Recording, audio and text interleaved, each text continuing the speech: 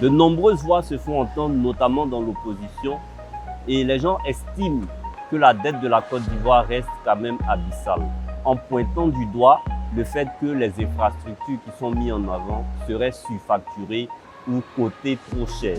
Qu'est-ce que vous pouvez répondre pour remettre un peu d'ordre dans tout ça? Bon, vous savez, sur cette question, je vais vous dire que de mon point de vue, l'opposition est de mauvaise foi. Je pense que nous avons une opposition aujourd'hui qui a géré et les infrastructures ont un coût.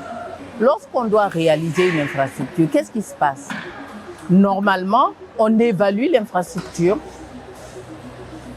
on dégage le coût, on recherche le financement, on réalise l'infrastructure en s'assurant qu'elle répond aux normes.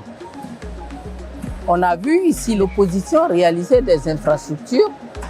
L'argent n'était peut-être pas à la hauteur des nôtres, mais on ne sait pas où est passée l'infrastructure.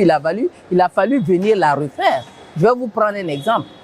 Vous voyez la corniche de Cocody.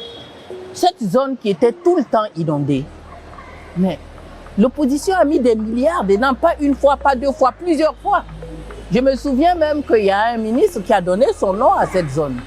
Mais lorsque nous sommes arrivés, les gouvernements du président Alassane Ouattara ont fait les études qu'il fallait, ils ont fait les investissements qu'il fallait. Aujourd'hui, c'est l'une des plus belles zones d'Abidjan. Nous n'avons pas d'inondation et les infrastructures ont été faites aux normes. Et les 10 fois où on les a faites en essayant de faire le moindre coût, si on avait additionné tout ça, on aurait une infrastructure. C'est comme si on l'avait fait 2 fois.